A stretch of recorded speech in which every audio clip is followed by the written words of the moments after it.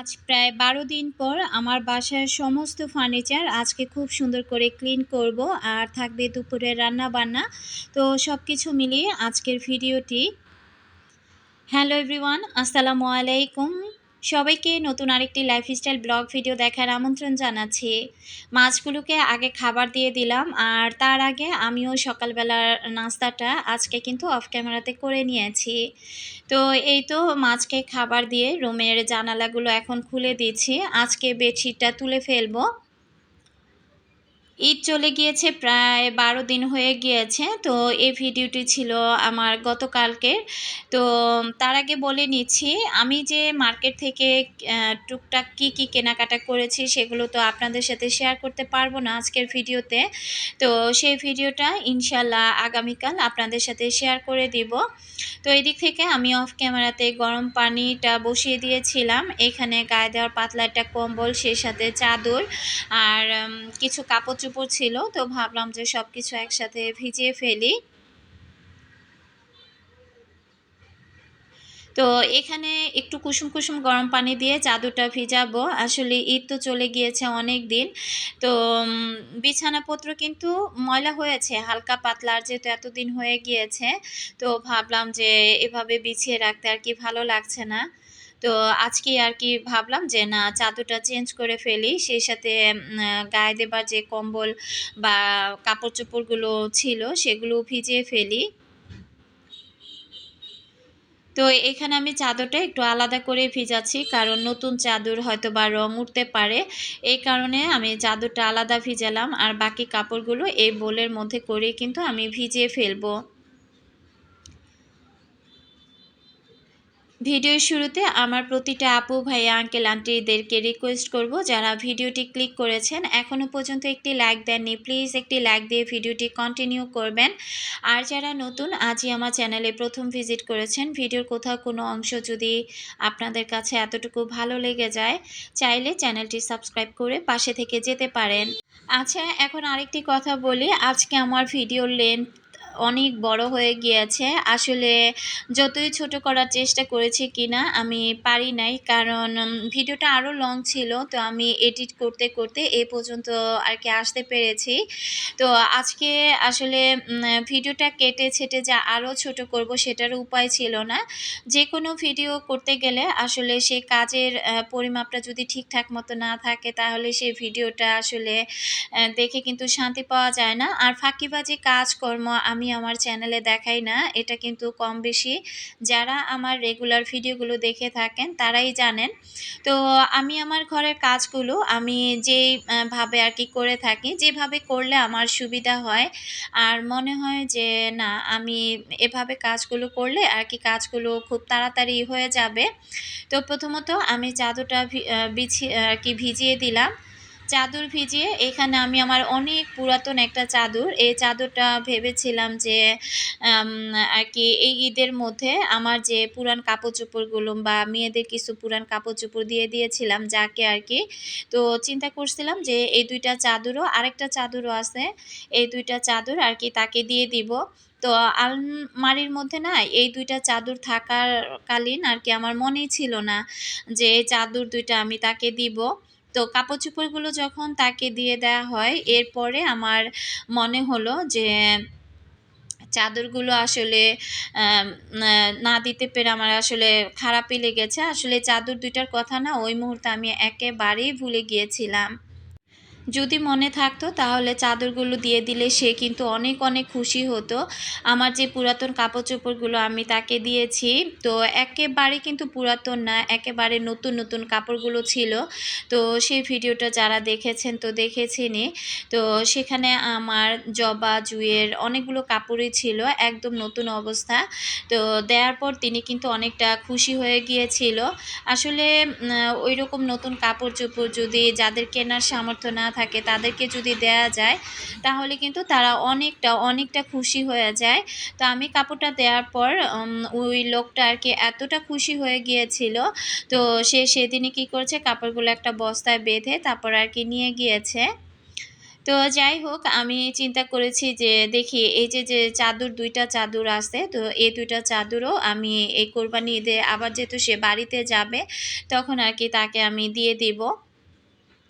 আগে পুরাতন কাপড়-চোপড় দিয়ে আমি বেশিরভাগ সময় আমি দেখা যায় কি অ্যালুমিনিয়ামের যে হাঁড়ি-পাতিলগুলো আরকি যারা সিলভারের হাঁড়ি-পাতিলগুলো বিক্রি করতে আসে, তো এ ধরনের পুরান কাপড়-চোপড় দিয়ে কিন্তু হাঁড়ি-পাতিল নেয়া যায়, এখনো নেয়া যায়।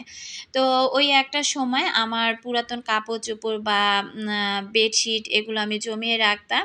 তো এগুলো আমি মাকে দিয়ে দিতাম। পরে মা দেখা যায় সে ফেরিওয়ালাদের কাছ থেকে আমাকে হাঁড়ি-পাতিল আরকি কিনে দিত।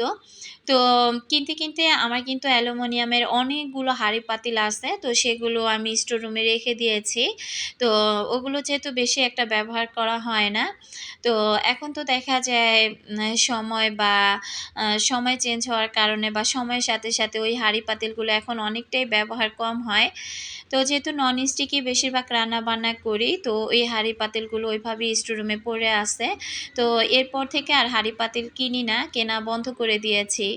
কারণ এত হাঁড়ি-পাতিল কিনি বা কি করব? আর ঢাকা শহরে তো রাখার জায়গার অভাব অনেক বেশি। তো এই কারণে পুরান কাপড়-চোপড়গুলো চেষ্টা করি সবসময় যে কাউকে দিয়ে দিতে, যারা কিনা কাপড় পরতে পারবে। তো এই ধরনের কাপড়গুলো পরতে পারবে বা বেডশিটগুলো বাড়িতে বিছাতে পারবে। তো দেখা যায় তারা নিলে কিন্তু অনেকটা খুশি হয়ে যায়। তো এই দিক থেকে আজকে কিন্তু আমি প্রায় ঈদ চলে গিয়েছে। তো আজকে ১২ দিন চলে। তো এই যে ভিডিওটা করা, এই ভিডিওটা আমি গতকালকে করেছিলাম। তো চিন্তা করলাম যে বাসার সবকিছু আমি কিন্তু কোনো কিছুই ওইভাবে পরিষ্কার পরিচ্ছন্ন করি নাই। YouTube থেকে যে ছুটি নিয়েছিলাম, এই ছুটির মধ্যেও আমি ঘরের কোনো কাজকর্ম করি নাই। আমি ভেবেছিলাম যে এত কাজকর্ম আসলে প্রতিদিনই করা হয়, সবসময় করা হয়। তো নিজেকে যেহেতু ছুটি দিয়েছি, সবকিছু থেকেই না হয় ছুটি দেই। এরপর আবার যখন আমি নতুন করে এই যে কাজ শুরু করেছি, তখন কিন্তু আপনাদের সাথে আমি এই তো শেয়ার করছি বা ক্যামেরাটা অন করেছি।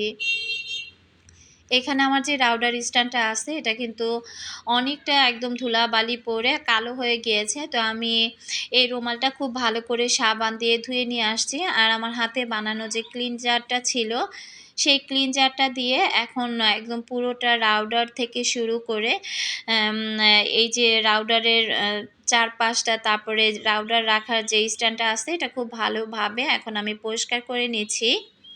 এই বোর্ডটা কিন্তু খুবই ভালো মানের একটা বোর্ড।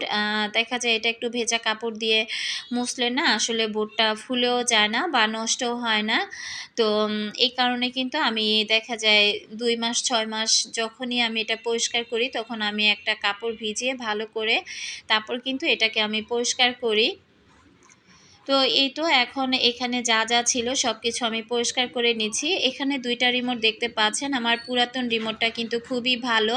আর নতুন রিমোটটা দিয়ে কিন্তু ওইভাবে কাজই হয় না। নতুন রিমোটটা দিয়ে আমি টিভি চালাতেই পারি না। তো একটা সমস্যা কি, আসলে পুরাতন টার মধ্যে ব্যাটারি নাই। নতুনটার ব্যাটারি খুলে আমি পুরাতনটার মধ্যে ব্যাটারি ভরে তারপর আরকি আমি টিভিটা দেখি। আবার দেখা যায় তারা বাবা-মেয়েরা যখন টিভি দেখে, তখন পুরাতনটার থেকে ব্যাটারি খুলে নতুনটার মধ্যে লাগিয়ে আবার আরকি তারা দেখে এভাবে। তো নতুন ব্যাটারিটা ওইদিন জবার আব্বু একদম বাড়ি মেরে ভেঙেই ফেলেছে। ওইটা কিন্তু একদম নিচের অংশ অনেকটা ভাঙা। এরপর আমি ফেলে দেই নাই, এটা রেখে দিয়েছিলাম। তো গতকালকে কিন্তু জবার আব্বুকে দেখলাম যে রাতের বেলা এটাকে পুরাই ভেঙে চুরে এটাকে চুরমার করে এটা ফেলে দিয়েছে। পুরাতনটাকে কি করেছে, আবারও চারপাশে একদম ভালো করে সুতা দিয়ে পেঁচিয়ে তারপরে পুরাতনটা আরকি ঠিক করে নিয়েছে। তো তখন তার এই অবস্থা দেখে আমার একটা কথাই মনে হলো যে আসলে পুরাতন জিনিসের কদরটা সবসময় একটু বেশিই থাকে। নতুন জিনিসের কদর কিন্তু কমই থাকে। ওইটা হয়তোবা সে খুব শখ করে এনেছিল। কয়েকদিন যখন চালিয়েছে, এরপর দেখে যে নতুনটা আর ওই পুরাতনটার মতো কাজে আসে না। এরপর কিন্তু সে পুরাতন রিমোটটাকে নতুন রিমোটটাকে আরকি ভেঙে চুরে নষ্ট করে আবার পুরাতনটা দিয়েই সে কিন্তু টিভিটা চালিয়ে নিচ্ছে। আবার দেখলাম গতকালকে নতুন ব্যাটারি এনে আবার ওই পুরাতনটার মধ্যে আরকি লাগিয়ে দিয়েছে। তো এটা দেখে আমি খুব হাসতেছিলাম একা একাই। তাকে আর কিছুই আমি বলি নাই। তো এই রিমোটটা দিয়েও কিন্তু অনেক কিছু বোঝা যায়। আমরা কিন্তু অনেক সময় পুরাতন কোনো জিনিসকে আসলে ততটা মূল্যায়ন করি না বা মূল্য দিতে জানি না। অথচ দিন শেষে কিন্তু সেই পুরাতন জিনিসটাও আমাদের মাঝে, মাঝে অনেক বেশি কাজে আসে। তো যাই হোক, আমি কিন্তু টিভির যে আ ক্যাবিনেট আছে সেটা ভালো করে পরিষ্কার করলাম। আর এদিক থেকে এখন আমি এই তো রান্নাটা না আমি আসলে পেপারের নিচে দেই নাই। রান্নাটা যেহেতু উপরের অংশে আছে, তো এখানে কিন্তু পানি পড়েছিল। পানি পড়ার কারণে রান্নাটা কিন্তু অনেকটা ভেজা, ভেজা হয়ে আছে। আবার আমার কাছে মনে হচ্ছে যে একটু ময়লাও হয়ে আছে। তো আমি এভাবেই সবকিছু ম্যাটগুলো উঠিয়ে তারপরে আমি পরিষ্কার করে নিলাম। বাসায় কিন্তু বিদ্যুৎ নাই। ইদানিং কিন্তু বিদ্যুতের এত সমস্যা। কাজ করার মধ্যে কতবার যে বিদ্যুৎ আসলো আর গেল।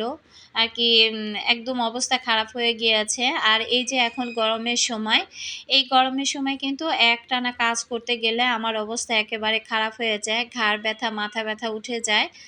যদিও মাথার উপর ফ্যান চলে কাজ করার সময়, যতক্ষণ কারেন্ট থাকে ততক্ষণ।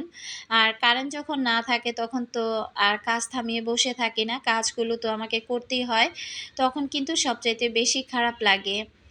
তো এই দিক থেকে আমি আসলে মানি প্লান্ট গাছটা আমি বারান্দায় দিয়ে রেখেছিলাম। গাছগুলো এখন যেহেতু গরম পড়েছে, কিছু গাছ আমাকে নতুন করে রিপোর্ট করতে হবে। অলরেডি আমার আলমিরার উপরে যে মানি প্লান্ট গাছটা ছিল সেটাকে ছেঁটে-মেটে আমি কিন্তু নতুন করে গাছটা লাগিয়ে নিয়েছি। তো এখন যেহেতু শীতটা চলে গিয়েছে, এখন কিন্তু নতুন করে কয়েকটা ডাল মানি প্লান্টের ডাল মাটিতে লাগিয়ে দিলে সে আবার বৃষ্টির পানি পেলে সে গাছগুলো কিন্তু অনেকটা সতেজ হয়ে উঠবে। তো অনেকগুলো গাছই আবার নতুন করে আরকি আমাকে লাগাতে হবে। তবে সংসারে কাজকর্ম আগে শেষ করি। একটু ফ্রি হলে তারপর আরকি গাছগাছালির দিকে হাত দিব। তো এদিক থেকে আমি কিন্তু এই রুমালটা বারবার ধুয়ে তারপরে আমি সেই হাতে বানানো ক্লিনজার দিয়েই উপরে যে অলক্লারটা বিছানো আছে সেটা পরিষ্কার করে নিলাম। এত ধুলাবালি জমেছে, যদিও কয়েকদিন মেয়েরা শুকনা কাপড় দিয়ে সবকিছুই মুছে নিয়েছে। আমি না মুছলেও জুঁই কিন্তু ঠিকই মুছে নিয়েছে। তবে আজকে আমি যা পরিষ্কার করছি সবকিছু কিন্তু এই রুমাল ভিজিয়ে তারপরে খুব সুন্দর করে ভালো করে চিপড়িয়ে এরপর কিন্তু আমি সবকিছু পরিষ্কার করে নিচ্ছি। তো এতে করে দেখা যায় আমার প্রত্যেকটা ফার্নিচার কিন্তু খুব সুন্দর ক্লিন হয়ে যাচ্ছে। আর পাতাগুলো যেহেতু বাহিরে ছিল, তো ভাবলাম যে একটু পানি স্প্রে করে দেই। এতে করে কিন্তু পাতাগুলো দেখতেও ভালো লাগবে। তো জুঁইয়ের কিন্তু পরীক্ষা চলছে। জুঁই কিন্তু স্কুলে চলে যাবে। ও কিন্তু অলরেডি জামা কাপড় পরে একেবারেই রেডি। সে এতক্ষণ বসে পড়তেছিল। তো সে আর কি যাবে। এখন বলতেছে যে আরেকটু সময় হাতে আছে, আরেকটু পরেই না হয় বের হই। তো জুঁই আমি কাজ করতেছিলাম, জুঁই আর কি দাঁড়িয়ে দেখতেছিল। তো এই যে এখন সেই হিজাবটা ভালো করে পিন আপ করে তারপরে চলে যাবে। তো মেয়ের যেহেতু পরীক্ষা চলতেছে, আমি একটু টেনশনে আছি যে পরীক্ষাগুলো কেমন না কেমন হচ্ছে। জুঁই চলে গেল আর এদিক থেকে আমি চলে আসছি এখন আলমিরাটা আবার পরিষ্কার করার জন্য। এই আলমিরাটা আমি একবার চাইছিলাম যে একেবারে একটু গুঁড়ো সাবান দিয়ে একটা মাজুনি দিয়ে তারপরে খুব ভালোভাবে একটু পানি স্প্রে করে পুরোটা ফমিংয়ের মতো করে আর কি পরিষ্কার করার জন্য। তো এত পয় পরিষ্কারের কাজ করেছি আজকে যে ওটা আর এনার্জিতে কুলাচ্ছিল না।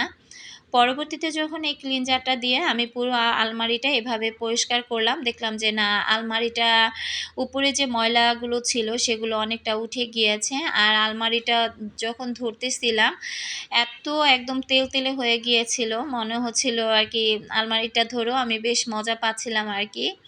তো যাই হোক, এদিকে আমি এই যে ভেজা কাপড়টা দিয়ে আমি শোকেসের চারপাশটা এখন ভালো করে আমি পরিষ্কার করব। কাঠের ফার্নিচারগুলো কিন্তু এভাবে ভেজা নেকড়া দিয়ে আসলে পরিষ্কার করা লাগে না। এতে করে দেখা যায় উপরে যে বানিশটা আছে, তো সে বানিশটা কিন্তু নষ্ট হয়ে যায়। আবার দেখা যায় বানিশটার কালার যদি উঠে যায় সেটা দেখতেও ভালো লাগে না।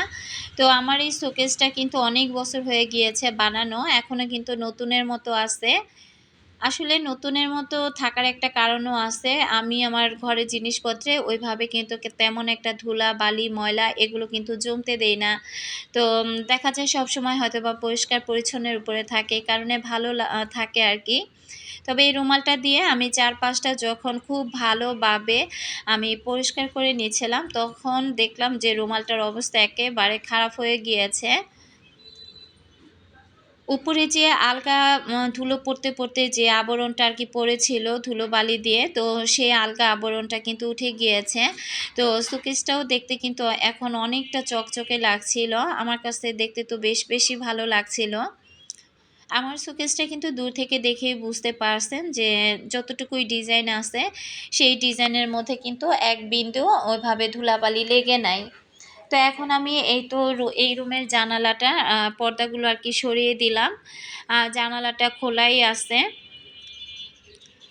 এই রুমের জানালাটা যখন খুলে দেই গাছপালাগুলো দেখতে কিন্তু খুব বেশি ভালো লাগে। তো এই যে মানি প্লান্ট গাছগুলো, এগুলো কিন্তু এই সাইডে যে গাছগুলো দেখতে পাচ্ছেন সবগুলো গাছই কিন্তু কয়েকদিন আগে আমি নতুন করে আগে যে মাটিটা ছিল সেই মাটিটা ততটা ভালো ছিল না। এরপর আমার কাছে যে মাটিগুলো ছিল পুরাতন, ওই মাটিগুলো দিয়ে আমি কিছু চা পাতা আর ডিমের খোসার গুঁড়া দিয়ে তারপর মিক্স করে আমি কিন্তু লাগিয়ে দিয়েছি।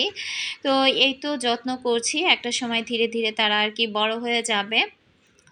গাছপালা দেখা যায় কি বারান্দাতে রাখলেই বেশি ভালো থাকে। আর ঘরে যদি আলো বাতাস ভালো করে প্রবেশ করে, সেক্ষেত্রেও কিন্তু এ ধরনের ইনডোর প্লান্টগুলো আরকি ভালো থাকে। তো আমার বাসায় দেখা যায় সামনে যে রুমটা আছে ওই রুমটার মধ্যেই মোটামুটি আরকি একটু হালকা আলো বাতাস রোদ আরকি আসে। ভিতরের রুমটাতে তেমন একটা আসে না। তো এদিক থেকে আমি প্রত্যেকটা গাছ কিন্তু গোসল করিয়ে দিলাম। তো কিছু গাছকে গোসল করিয়ে দেওয়ার আরকি ভিডিও আপনাদের সাথে শেয়ার করলাম। বাকিগুলো অফ ক্যামেরাতে আমি খুব সুন্দর করে গোসল করিয়ে দিয়েছি। এখন চলে আসলাম এই তো ঘরটা ঝাড়ু দিয়ে নেওয়ার জন্য। তো ঘরটা এখন খুব সুন্দর করে আমি ঝাড়ু দিয়ে নিচ্ছি। আর দেখেন আমি কিন্তু রুমের দরজা, জানালা সবকিছু বন্ধ করে এরপর কিন্তু আমি ঝাড়ুটা দিচ্ছি। না হলে দেখা যাবে কি বাইরে থেকে যে বাতাসটা আসবে, এই বাতাসে আমি যে ঝাড়ুটা দিব, তো ময়লাগুলো এদিক সেদিক আরও ছড়িয়ে যাবে। একপাশে আরকি ময়লাগুলো থাকবে না। আমার এই বাসাটার মধ্যে কিন্তু একদিকে থেকে অনেক শান্তি। সত্যি কথা বলতে কি যে এই বাসাটার মধ্যে কিন্তু একদম বাতাসের কোনো কমতি নাই। এই যে এখন যে সময়টা এসেছে এখন কিন্তু চারপাশে অনেক বাতাস বয়। তো দেখা যায় রুমের জানালা, দরজা দিয়ে কিন্তু অনেক বাতাস প্রবেশ করে। তো এ কারণে কিন্তু বেশি ভালো লাগে। তবে বাসাটা ভিতরে যতটা সুন্দর বাইরে কিন্তু আসলে আমার কাছে ততটা ভালো লাগে না। তো তারপরেও কি করা আসলে ভাড়া বাসায় থাকলে আরকি যা হয় আরকি চাইলেও বাসা হুটহাট করে চেঞ্জ করা যায় না। এ কারণে আরকি একটা সময় আর ধৈর্য ধরে আরকি থাকতেছি।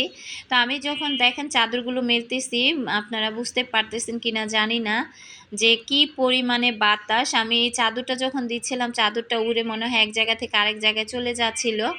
আর ওই ক্লিপটা দিতে চাদরটা কিন্তু অনেকটা নিচে পড়ে গিয়েছে। আমি তো একটা চিৎকারই দিয়ে বসেছি যে মনে হয় চাদরটা নিচেই পড়ে গেল। পরে দেখলাম যে না ক্লিপের কারণে একটা পাশ আরকি আটকে ছিল। তো এই যে আমি কিন্তু এখানে এখন চাদরটা মিলে দিলাম আগে। আর বাকি যেগুলো ছিল সেগুলো ওয়াশিং মেশিনে আমি দিয়ে আসছি। ওগুলো ধোয়া হয়ে গেলে ওগুলো আমি ছাদে দিয়ে দিব। তাহলে খুব সুন্দর করে কাপড়গুলো শুকিয়ে যাবে। যেহেতু নতুন চাদর এই কারণে আমি আর ছাদে দিলাম না আরকি। এখান দিয়ে যতটুকু বাতাস আর রোদ আসে এতে করে কিন্তু চাদরটা খুব সুন্দরভাবে শুকিয়ে যাবে। আর এপাশ থেকে আমি এই তো এখন ঘরটা কিন্তু মুছে নিচ্ছি। আচ্ছা, আমি ঈদের মধ্যে যে ভিডিওটা শেয়ার করেছিলাম সেখানে আমাকে একজন আপু কমেন্ট করেছিল যে আমি গাজীপুর কোথায় গিয়েছিলাম, ওইটা কোন এলাকা ছিল। তো আমি জানি না সে আপুটা আজকে আমার ভিডিওটা দেখবেন কিনা। আর এই মুহূর্তে আমি আপুটার নামটা যেহেতু স্ক্রিনশট দিয়ে রাখি নাই, আমি ভুলেও গিয়েছি। তো আপু আমি গাজীপুর, ওটা গাজীপুর ডুয়েট আরকি ফকিরবাড়ি গিয়েছিলাম। তো ডুয়েট যে ভার্সিটিটা আছে তারপরেই কিন্তু ফকিরবাড়ি। তো সেখানে আরকি গিয়েছিলাম যেহেতু আমার মা, বোন তারা ওইখানেই থাকে। তো সেদিন আবার দেখলাম যে আমি রাজবাড়িতে আর কি মেলাতে গিয়েছিলাম। তো সেখানেও দেখলাম ফারি আপু কমেন্ট করেছিল যে আপু তুমি এত কাছে চলে আসছিলে, রাজবাড়ি থেকে তুমি ঘুরে গেলে। তো আপু যেহেতু গাজীপুরেই থাকে হয়তো বা আশেপাশে, তো আসলে সত্যি বলতে কি যে গাজীপুর এলাকাটা কিন্তু খুবই সুন্দর একটা এলাকা, পরিবেশটাও সুন্দর। আমার কাছে খুব ভালো লাগে গাজীপুর এলাকাটা। তো এই দিক থেকে আমি কিন্তু এই যে ঘরটা খুব সুন্দর করে মুছে পাপোশগুলো আবার জায়গা মতো বিছিয়ে নিলাম। আর এই রুমের চাদরটা এখনো পরিষ্কার আছে, তাই আর কি উঠালাম না। এদিক থেকে আমি যে রুমালটা দিয়ে সব কিছু মুছতেছিলাম, দেখেন যে এই রুমালটা কি পরিমাণে ময়লা হয়েছে। তো এটা আমি অফ ক্যামেরাতে একটু গুঁড়ো সাবান দিয়ে অনেকটা টাইম আর কি ভিজিয়ে রেখেছিলাম, এখন এই তো পরিষ্কার করে নিচ্ছি। এই ধরনের রুমালগুলো দিয়ে যে কোনো ফার্নিচার পরিষ্কার করতে এত মজা, আর যেহেতু রুমালগুলো একেবারে সফট থাকে, তো এই কারণে কিন্তু মোছামুছির কাজগুলো অনেক বেশি সুন্দর হয়। তো এই তো আমি কিন্তু খুব সুন্দর করে আমি রুমালটা ধুয়ে দিলাম, এগুলো আমি এখন বাইরে মেলে দিব। আজ এত দিন পর বাসার সবগুলো ফার্নিচার পরিষ্কার করার পর বিশ্বাস করবেন না, আমার এত এত শান্তি লাগছিল আর এত ভালো লাগছিল যে কি বলবো আপনাদেরকে। আসলে কি নিজের কাজ নিজের হাতে না করতে পারলে আসলে তখন কিন্তু শান্তি লাগে না। আর এই যে আমার ওয়াশিং মেশিনে কাপড়গুলো ধোয়া হয়ে গিয়েছে। ওয়াশিং মেশিনে কাপড় চোপড় ধুলে সেখানে একটাই সুবিধা যে কাপড়গুলো শুকাতে আর কি টাইম লাগে না, একদম যেহেতু অর্ধেকটা কাপড় শুকিয়ে আসে। তো এর মধ্যে আমি আর কি জুই কিন্তু অলরেডি পরীক্ষা দিয়ে চলে আসছে, জবাও বাসায় চলে আসছে। তো আমি জবাকে আর কি বলতেছিলাম যে কাপড় চোপড়গুলো খুব সুন্দরভাবে মেলে দিয়ে আসো। আর যেহেতু কাপড়গুলো ধোয়া হয়েছে এই কারণে কিন্তু আমি ওয়াশিং মেশিনটাও একদম ভালো করে আমি মুছে এই তো পরিষ্কার করে নিচ্ছি। যতনে রতন মিলে একটা কথায় আছে না, যে কোনো জিনিস আপনি যতটা যত্নে রাখবেন ততটাই কিন্তু সেখান থেকে আপনি ভালো কিছু পাবেন। আল্লাহর রহমতে আমার ঘরের যে কটা জিনিস আছে আমার কিন্তু অনেক টেকসই হয়, এই জিনিসগুলো অনেক দিন টিকে যায় আর কি, সহজে নষ্ট হয় না। তো আমি আমার চাইতেও কিন্তু আমি আমার ঘরের জিনিসগুলোকে বেশি পছন্দ করি বা ভালোবাসি। নিজের যত্ন একদিন না নিলেও ফার্নিচারের যত্নগুলো কিন্তু ঠিকই নিয়ে থাকি। এই যে ছাদে কাপড়গুলো এখন মেলে দিলাম, এরপর আমি বাসায় গিয়ে অফ ক্যামেরাতে কিন্তু গোসল করে আমি রান্না বান্না করব। যে পরিমাণে রোদ আসছে এই রোদে কিন্তু কাপড়গুলো শুকিয়ে যাবে। আবার আকাশটাও দেখলাম চারপাশে একেবারে মেঘলা হয়ে আসছে। তো আকাশটা দেখে কিন্তু ভীষণ ভালো লাগছিল, তার সাথে প্রচুর বাতাসও ছিল।